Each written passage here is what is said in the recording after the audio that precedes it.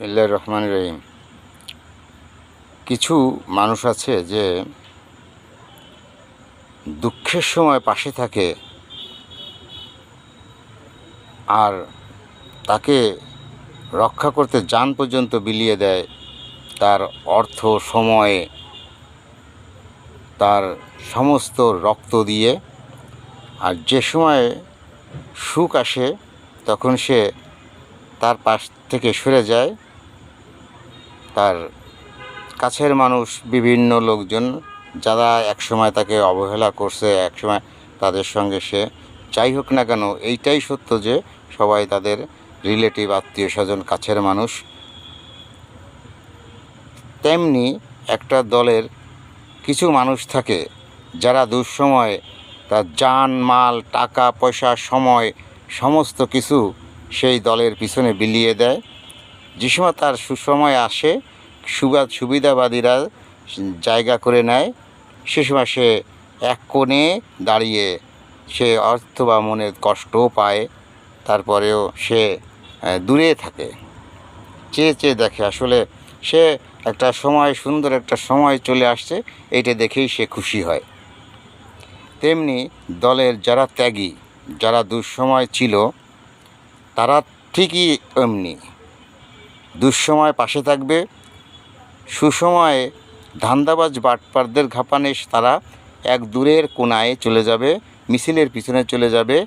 তারা নেতার কাছ পর্যন্ত পৌঁছাইতে পারবে না, নেতাকে সিন্ডিকেটে ঘিরে ফেলবে, অর্থ লেনদেনে চালু হবে। যেহেতু ওই জায়গার সুবিধা তারাই নেবে যে সময় তারা সুবিধাভোগীদের কাছে তো টাকা আছে, ত্যাগীদের কাছে তো টাকা নাই, তার কাপড় চোপড়ও ভালো নাই, তার স্যান্ডেলও ভালো নাই, তারে আসলে সে সময় অপ্রিয় মনে হয়, আমাদের সঙ্গে চলার মতো যোগ্যতা নাই, এইভাবে তাকে মনে হয়। এই হচ্ছিল আসলে বাস্তবতা। যাই হোক, আমি অনুরোধ করছি, এই যে পাশের একটা ছবি দেখেন, এই হলো দুঃসময়ের পার্টি অফিসের অবস্থা। আর এখন একটা পার্টি অফিসে প্রোগ্রাম থাকলে লোকে লোকারণ্য হয়ে যায়, সামনে পর্যন্ত যাওয়াই মুশকিল হয়ে যায়। যাক, আলহামদুলিল্লাহ, আল্লাহ পাক নতুনরা আসবে, একজনে তো দল করতে পারে না, সবাইকে নিয়েই দল করতে হয়। তাই তাদের ভিড়ে ওই গুন্তাগিরা পিছনে চলে গেছে, কষ্ট পেয়ে গেছে, মনে ব্যথা পাইছে, মেলা টাকা ছড়াছড়ি হয়ে গেছে। সবাই যারা কিছুদিন আগেও খাইতে পারে নাই, যারা মারা যাচ্ছিল, তারা এখন সুস্থ হয়ে গেছে। তাদের এখন ড্রাইভারে মোটরসাইকেল চালাচ্ছে, অথবা কারোর গাড়ি চালাচ্ছে, কেউ অথবা হেভি একটা পার্টি আছে অফিসের মধ্যে, এসি মেসি লাগাইছে, ঘরে লাগাইছে, বোঝেন না খাওয়া, মরা হাঁসে কুড়ো পাইলে যেরকমভাবে খায়, সেই রকম অবস্থা। গ্যাসের ওষুধ প্রচুর পরিমাণে খাওয়া লাগতেছে, যেহেতু অত ভালো খাবার তো পেটে মেলা খাইনি তো আগে কোনো সময়, এখন তো প্রবলেম ক্রিয়েট করতেছে। যাই হোক, আমি অনুরোধ করব ভাই, দলের আবার দুঃসময় চলে আসতেছে, বাটপাররা ভেঙে যাচ্ছে, তাদের অ্যাক্টিভিটিস কমে যাচ্ছে, তারা দেখতেছে যে খুবই বাজে অবস্থা। এরপরে তারা এখন ওই জায়গার থেকে আরেকটা ঘাড় খুঁজতেছে যে এই জায়গার থেকে এর চাইতে ভালো সুবিধা পাওয়া যাবে কোথায়, ওরা চলে যাচ্ছে। ভাই, আমি ত্যাগীদের, ওই যারা পিছনে আছে, যারা পিছনে বসে মনে ব্যথা পাচ্ছেন, আমি তাদেরকেই বলতেছি, আমার ভাইও, আমি নেতা হতে চাই না ভাই, আমি আজীবন কর্মী হয়ে থাকব, আমার কর্মীই ভালো লাগে। যেহেতু একটা দলের সর্বশ্রেষ্ঠ তার হাতিয়ার হচ্ছিল একটা কর্মী, যে রাজপথে গলা ফাটায় চেঁচামেচি করে, যে যুদ্ধের মতো সে ঝাঁপায় পড়ে, মারির ভয় পায় না, ইজ্জতের ভয় পায় না। সবাই একটা নেতাকে সেভ করে, কিন্তু একটা কর্মীকে কেউ সেভ করতে চায় না। খুবই কম সংখ্যক নেতা আছে যে একটা কর্মীকে দিকে সেভ করতে চায়। যাই হোক, কর্মী বাদে একটা নেতা হয় না, নেতা বাদে দল হয় না। তাইলে আমার সৃষ্টি কী? আমার সর্বপ্রথম পাওয়ার হচ্ছে আমার কর্মী, আমিও কর্মী, ও কর্মী। দেখছেন না, কেউ তো ছিল না, খুব বাজে অবস্থা ছিল। এখন অনেক লোক আসছে, যাক ভালো লাগতেছে, সবাই সুন্দরভাবে জীবন কাটাচ্ছে, ঠিক আছে। কিন্তু মানুষের অভিশাপও নিচ্ছে প্রচুর পরিমাণের, ঠিক আছে। যাই হোক, যদি নির্বাচন এখনও অনেক বাকি, নির্বাচনে ভোট চাওয়া লাগবে না, কার কাছে যাবেন? ভোটার তো মনে করবে আগে আমার ঘের নিছেন, এইবার আমার বাড়ি নিবেন, আপনাকে আমি কেন ভোট দিব? কোন মুখে যাবেন? এই জন্য এখন সেই ত্যাগীদের দরকার, যারা কিছু খায়নি, যারা কাপড় নেই, গায়ে গেঞ্জি নেই, জামা নেই, প্যান্টে ময়লা, স্যান্ডেলের এক পাশ ক্ষয় হয়ে গেছে, ওদের দরকার।